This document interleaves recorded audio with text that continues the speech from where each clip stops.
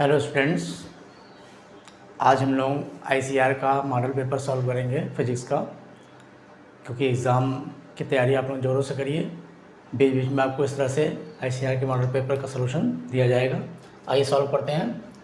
हमारे पास एक model paper है, इसमें क्वेश्चन नंबर 1 लिखा हुआ है the dimension formula of RC की विमा।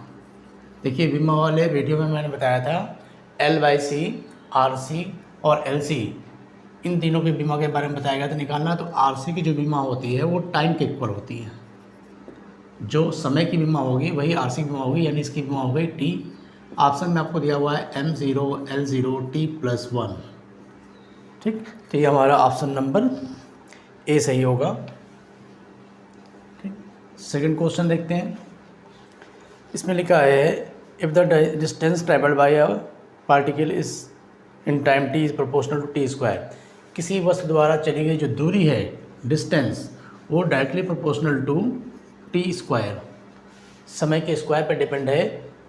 तो उस कण की जो चाल होगी वो कैसे डिपेंड करेगी? देखिए, डिस्टेंस का रिलेशन टाइम के स्क्वायर पर है। अगर इसको डिफ्रेंशिएट किया जाए ds/dt, मान लो यहाँ पे एक कॉन्स्टेंट ले लेते हैं s=kt², तो आपको ds/dt यानी उस पार्टिकल की जो वेलोसिटी है वो मिल जाएगी 2kt।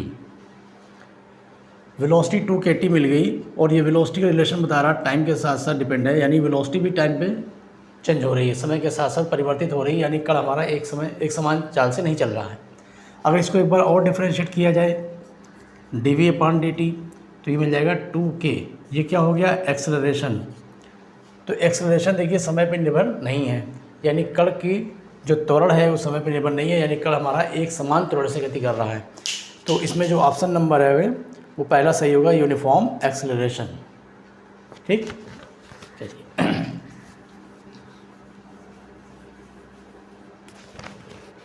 Question number 3। Question number 3 है in hydrogen spectrum the line partially in the ultraviolet and partially in the visual range. Hydrogen spectrum में स्पेक्ट्रम की उस लाइन के बारे में पूछ रहा है कि जिसका कुछ हिस्सा आंशिक रूप से अल्ट्रावायलेट रेंज में आता हो और आंशिक रूप से वो दृश्य क्षेत्र में आता हो। तो जो आपने सीरीज पढ़ी हुई है, लाइमन सीरीज, बामर सीरीज, पासन सीरीज, उन सीरीज में देखिए आपने पढ़ा जो लाइमन सीरीज होती है ये पराबैंगनी क्षेत्र में यानी अल्ट्रावायलेट रेंज में आती है। अल्ट्रावायलेट जो बामर सीरीज होती है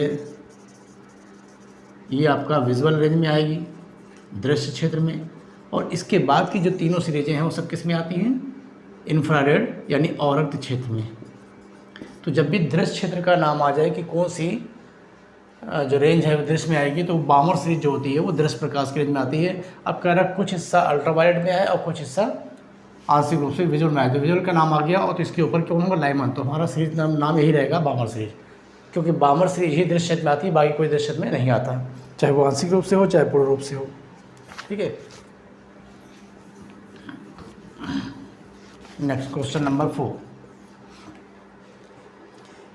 किरचॉफ का फर्स्ट लॉ किस कंजर्वेशन पर आधारित है? यानी किरचॉफ का जो पहला नियम है वो किस सिद्धांत पर आधारित है? तो हम जानते हैं किरचॉफ का जो फर्स्ट लॉ होता है वो आवेश संरक्षण के सिद्धांत पर आधारित है, यानी law of conservation of charge, आवेश संरक्षण के सिद्धांत पर आधारित है। और इसी में अगर सेकंड लॉ के बारे में पूछा होता तो सेकंड लॉ जो होता है वो ऊर्जा संरक्षण पर आधारित होता है। ठीक, क्वेश्चन नंबर 5। इसमें लिखा है एक ही पदार्थ से बने समान लंबाई के दो डोरियां समान तनाव से तनी हुई हैं, उनके परिच्छेद क्षेत्रफल का अनुपात 9:4 है, तो उनकी मूल आवृत्तियों का अनुपात क्या होगा? दो स्ट्रिंग हैं, वो सेम मटेरियल की बनी हुई हैं, सेम लेंथ की हैं और सेम टेंशन से तनी हुई हैं, तो उनमें जो फ्रिक्वेंसी है उनका रेशियो पूछ रहा है। देखिए, किसी तनी हुई डोरी में जो फ्रिक्वेंसी होती है, ध्वनि की आवृत्ति, n बराबर फॉर्मूला होता है 1/2L√T/m। लेकिन इसमें जो m होता है वो क्या होता है? एकांक लंबाई का द्रव्यमान। इस m को थोड़ा सॉल्व करते हैं। m होता है एकांक लंबाई द्रव्यमान, मतलब टोटल द्रव्यमान अपॉन टोटल लेंथ। द्रव्यमान को आप तोड़ दीजिए आयतन गुणे घनत्व, आयतन को तोड़ दीजिए, एरिया इंटू लंबाई, एल से एल कैंसिल, यानी हो गया ए इंटू डी। हम स्मॉल एम की जगह पे ए इंटू डी का इस्तेमाल कर सकते हैं, तो यही फॉर्मूला हमारा हो जाएगा 1/2L under root T upon ए इंटू डी। अब क्वेश्चन में कह रहा है कि दो डोरियां हैं, दोनों सेम लेंथ की, यानी एल की वैल्यू सेम होगी, इस पर तो डिपेंड करेगा नहीं फ्रीक्वेंसी। तनाव दोनों में सेम था, ये भी हट गया। दोनों सेम मटेरियल की है, मतलब डेंसिटी भी हट गई। अब फ्रीक्वेंसी का रिलेशन किसके साथ हो रहा है? केवल एरिया के साथ। तो N1/N2 is equal to under root of A2/A1। और उनके अनुप्रस्थ काट का क्षेत्रफल यानी एरिया ऑफ क्रॉस सेक्शन का रेशियो हमको दे रखा था 9 और 4 का, तो 9 और 4 यानी 4/9, स्क्वायर रूट निकालिए 2/3। तो पता चला दोनों की फ्रीक्वेंसी में क्या रेशियो आ गया? 2/3 का ऑप्शन नंबर सी सही हो गया।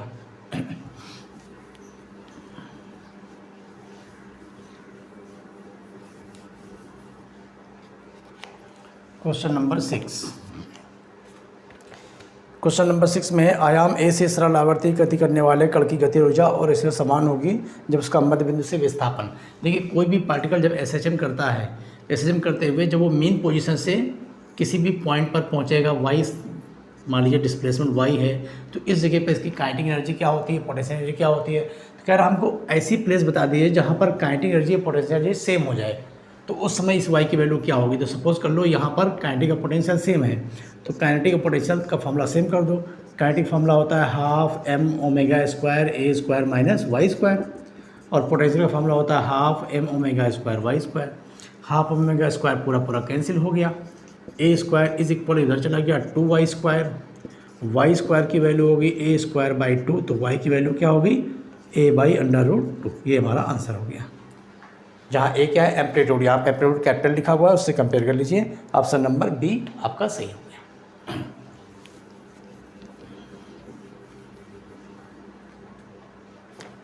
Question number 7। दो ध्वनि तरंगें जिनकी तरंग दैर्घ्य 2 और 2.02 मीटर है, समान वेग से चलते हुए अध्यारोपित होती हैं, 2 विस्पंदन देती हैं पर सेकंड, तो उनकी दूसरी तरंग की आवृत्ति बताइए। कि दो वेव है, उनकी दोनों की फ्रिक्वेंसी दे रखा है। एक मिनट बात कर, दोनों की फ्रिक्वेंसी हमको दे रखा है, और वेवलेंथ दे रखा है। कह रहा है ये 2 का विस्पंदन देती है, यानी दोनों की फ्रिक्वेंसी का जो डिफरेंस होगा वो कितना है? 2 का। ठीक, n बराबर होता है v/λ। पहले वाले में हो जाएगा v/λ1, दूसरे में v/λ2 is equal to sound की जो स्पीड है उसमें ये हमको नहीं दिया था, λ1 और λ2 की वैल्यू दिया है। दोनों को रखिए बारी बारी। v/λ1 है 2, λ2 है 2.02। सॉल्व कर ले, v कॉमन ले सकते हैं, 1/2 माइनस 1/, हो जाएगा एलसीएम लिए 2 × 2.02 एलसीएम आ गया। 2.02 में से 2 माइनस हुआ तो 0.02 बचा, इज इक्वल टू है। डेसिमल दोनों को हटा दीजिए, ये पूरा पूरा डेसिमल दोनों को हटा के इस 2 से 2 कैंसिल कर देंगे, पॉइंट से पॉइंट हट गया, तो v की वैल्यू हो गई मल्टीप्लाई में गया 404। तो उसमें वेलोसिटी की वैल्यू मालूम हो गई कितनी है? 404 मीटर पर सेकंड। अब क्वेश्चन पूछा जो सेकंड वाली तरंग थी उसकी फ्रिक्वेंसी बताइए, यानी n2 की वैल्यू बताइए। तो n2 क्या है? v/λ2, ये हमसे पूछा है। तो देयरफॉर v/λ2 की वैल्यू हमको कितनी मिल गई? 404/2.02। पॉइंट हटाएंगे, 2 0 बढ़ेंगे, इससे कैंसिल करेंगे 200।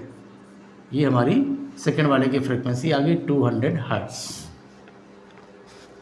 ठीक, ये हो गया क्वेश्चन नंबर आपका 7।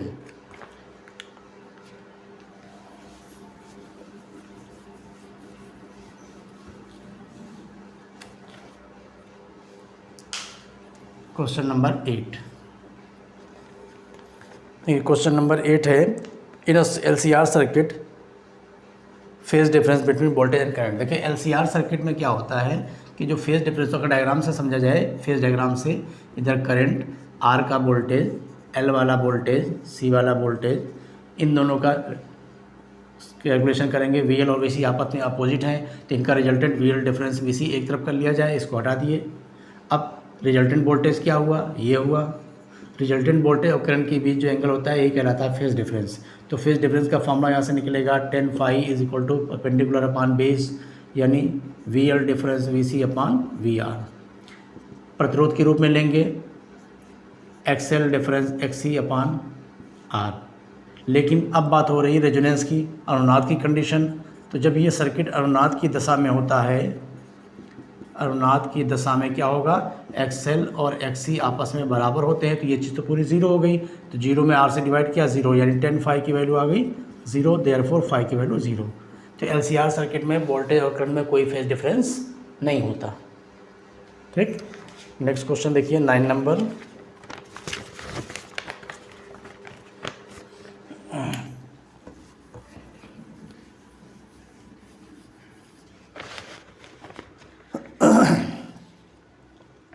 नाइन नंबर है, प्रकाश विद्युत प्रयोग में उत्सर्जित फोटो इलेक्ट्रॉन की अधिकतम गति ऊर्जा। जो फोटो इलेक्ट्रॉन्स होते हैं, देखिए किसी भी सरफेस के ऊपर जब प्रकाश की किरणें गिरती हैं यानी फोटॉन गिरते हैं, फोटॉन की एनर्जी होती है एच न्यू। इस सरफेस का वर्क फंक्शन यानी कार्यफलन का मान लीजिए डब्लू है। कार्यफलन हमारी रिक्वायर्ड एनर्जी है, इसमें से इलेक्ट्रॉन निकालने के लिए इतनी ऊर्जा हमको चाहिए, और ये ऊर्जा भी इसके ऊपर गिराते हैं। अब दोनों में कंपेयर करते हैं, जब ये ऊर्जा ज़्यादा होती है तभी इलेक्ट्रॉन निकलता है, तो इलेक्ट्रॉन निकलने के लिए ये ऊर्जा हमेशा ज़्यादा होनी चाहिए। अब कह रहा है इसके अंदर से जो इलेक्ट्रॉन निकल रहा होगा, इसकी जो काइनेटिक एनर्जी है वो किस पर डिपेंड करेगी, तो इलेक्ट्रॉन की काइनेटिक एनर्जी वही होगी जो इसको एक्स्ट्रा एनर्जी मिलती है, यानी जब एच न्यू ज़्यादा होगा डब्ल्यू से तभी इलेक्ट्रॉन निकलते हैं, और इन दोनों का जो डिफरेंस होगा वही हमारी काइनेटिक एनर्जी होती है। तो वर्क फंक्शन तो फिक्स है, यह हर धातु का कार्यफलन अपना अलग अलग होता है। तो काइनेटिक एनर्जी किस पर डिपेंड कर रही है, न्यू। न्यू क्या होगा, फ्रिक्वेंसी, फ्रिक्वेंसी किसकी, आने वाले फोटॉन की। तो ऑप्शन इसका कौन सही होगा, उत्सर्जित इलेक्ट्रॉनों की गति ऊर्जा आपतित प्रकाश की आवृत्ति पर निर्भर करती है। तो ऑप्शन नंबर ए।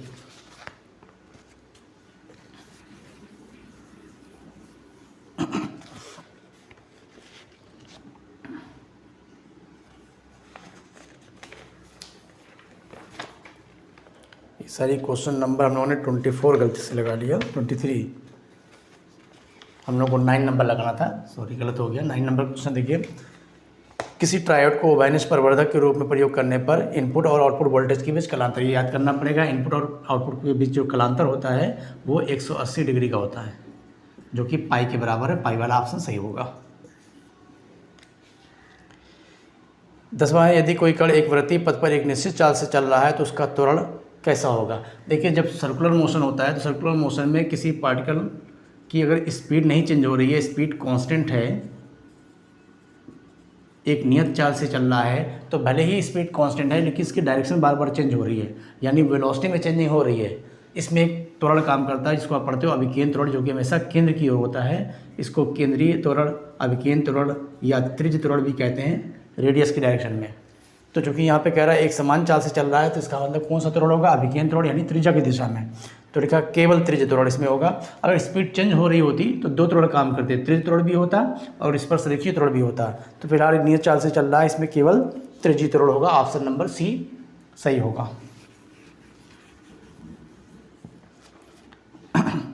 11 नंबर, एक हीटर 1500 वाट का है, 220 वोल्ट उस पर लिखा हुआ है, 10 घंटे तक इस्तेमाल किया गया तो कितनी विद्युत ऊर्जा खर्च होगी या कितनी यूनिट बिजली खर्च होगी। तो नंबर ऑफ़ यूनिट्स निकालने का तरीका आपने 9th में भी पढ़ा हुआ है, यहाँ भी पढ़े हुए हो।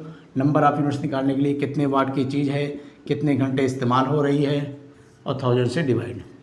तो हमारे पास 1500 वाट का हीटर है, 10 घंटे इस्तेमाल हो रहा है, 1000 से डिवाइड कर दिया, सीधे हमारा आंसर आ गया 15 यूनिट। 15 यूनिट बिजली खर्च होगी।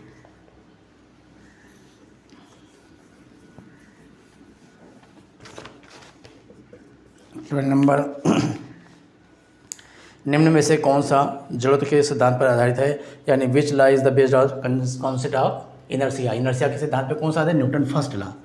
न्यूटन का जो फर्स्ट लॉ होता है वो हमारा इनर्शिया के बेस्ड होता है, जड़त्व के नियम पर आधारित होता है। अगर थर्ड लॉ पूछता तो वो ऊर्जा संरक्षण पर या कहते हैं संवेग संरक्षण पर आधारित होता है। 3rd नंबर 14, यदि कोई कण एक निश्चित वेग से क्षैतिज दिशा से थीटा कोण पर फेंका गया तो मैक्सिमम रेंज के लिए, तो डायरेक्ट सबको याद होगा कि मैक्सिमम रेंज कब होती है, मैक्सिमम रेंज तब होती है जब थीटा 45 डिग्री होता है, उसमें रेंज मैक्सिमम होगी। और कितनी होगी ये भी हम लोग को याद होना चाहिए, कितनी होती है, u² /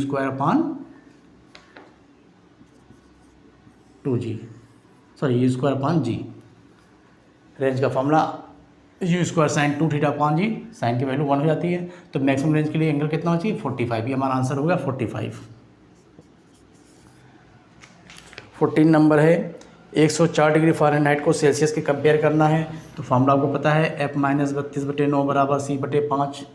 ये 104 डिग्री दे रखा है, 104 - 32/9 C/5 सॉल्व कर लीजिए। 272/9 C/5 9 8 जा 72 क्रॉस मल्टीप्लाई किया 40 डिग्री सेल्सियस। 40 डिग्री सेल्सियस के कंपेयर में होगा ऑप्शन नंबर डी।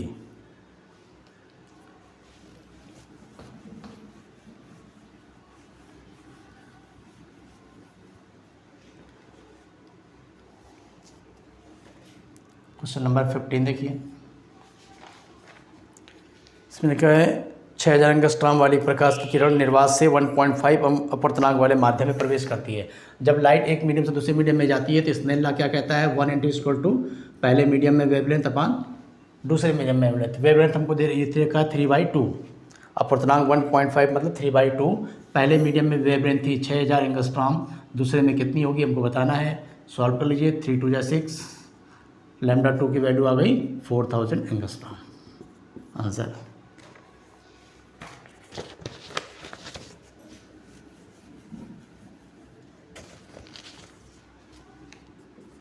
16, पानी की सतह पर केरोसिन की तेल की बूंदें डाल दी जाए तो जो सुंदर कलर दिखाई देते हैं, ब्यूटीफुल कलर दिखाई देता है, वो किसकी वजह से होता है, तो इंटरफ्रेंस की वजह से होता है। याद कर लेंगे इसको, वैती कलर की वजह से होता है।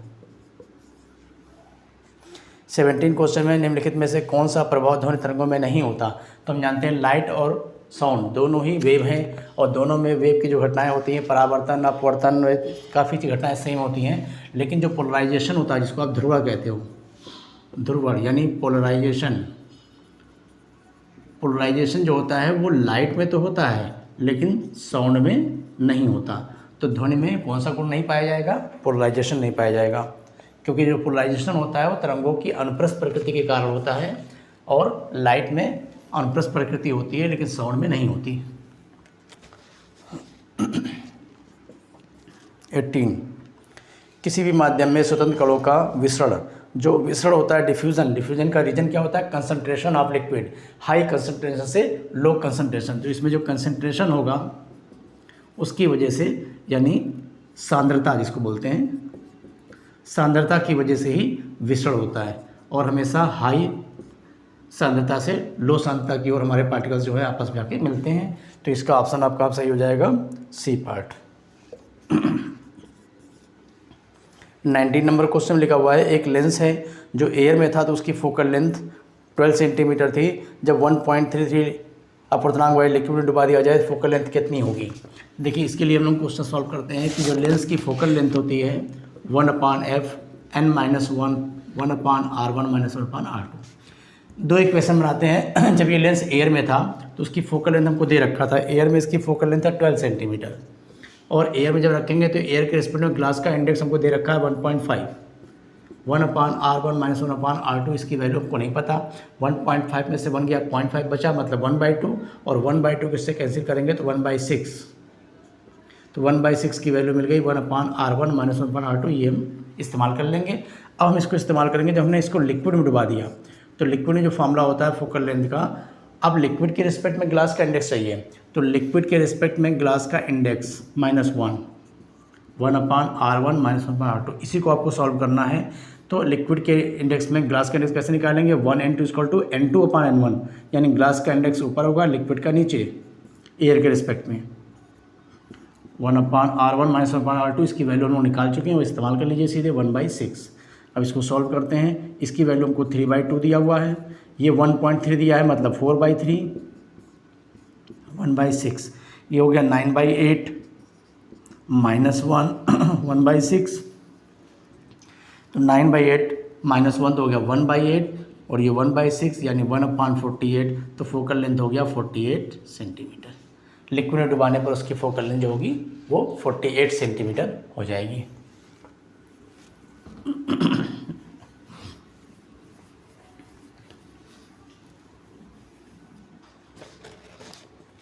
ठीक है, नेक्स्ट क्वेश्चन 19 नंबर देखिए। If equal volume of water and liquid और रिलेटिव डेंसिटी 2.6 आर मिक्स्ड। देखिए दो लिक्विड आपस में मिला रहे हैं, एक तो वाटर ले रहे हैं और एक दूसरा लिक्विड ले रहे हैं।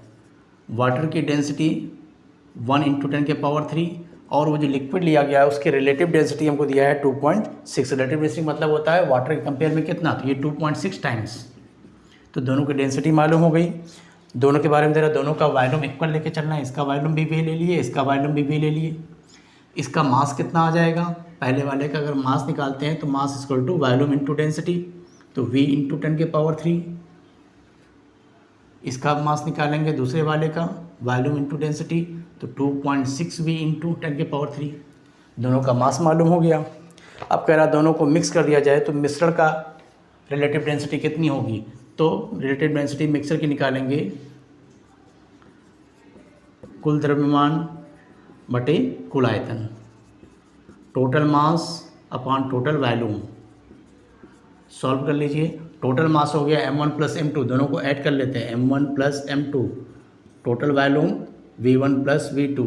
देखिए मास दोनों को ऐड करेंगे 2.6v और v दोनों मिलकर 3.6v × 10⁻³।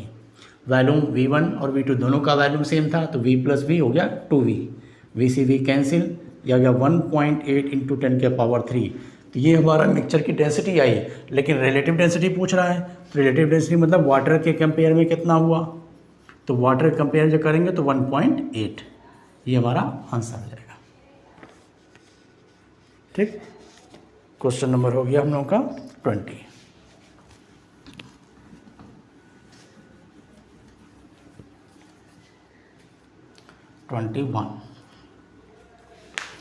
देखिए 21 क्वेश्चन में है a metallic wire of length L of area cross section A. एक वायर है जिसकी लेंथ L है, एरिया क्रॉस सेक्शन ए है, वो एज ए स्प्रिंग काम कर रहा है, तो उसका स्प्रिंग कांस्टेंट कितना होगा। देखो किसी भी वायर को खींचने में जो वर्क होता है या उसको हम बोलते हैं किसी वायर की इलास्टिक पोटेंशियल एनर्जी, तो फॉर्मूला होता है 1/2 YA/L × L²।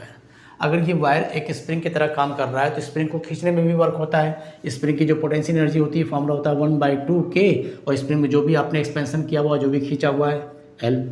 अब इन दोनों फॉर्मूले को कंपेयर करते हैं तो K की जगह पर आपको क्या मिल रहा है, YA/L। तो ये हमारा आंसर हो गया। अगर वो वायर स्प्रिंग की तरह काम कर रहा है तो उसका स्प्रिंग कांस्टेंट होगा YA/L। 22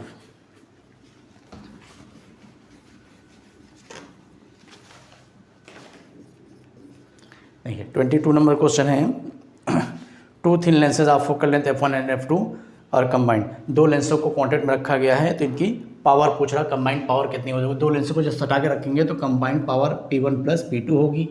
P1 की वैल्यू हो गई 1/f1, P2 की वैल्यू 1/f2। सॉल्व कर लीजिए, f1 f2 एलसीएम आ गया, f2 + f1, तो कंबाइंड पावर ये हमारा आ गया f2 + f1/f1 f2। Question number 3, in a photo electric expansion the maximum kinetic energy of emitted photon.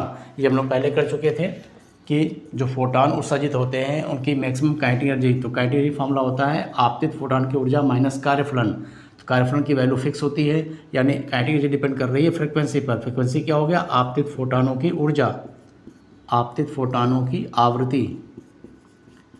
तो ये आपतित फोटॉनों की आवृत्ति यानी फ्रिक्वेंसी पर डिपेंड करती है।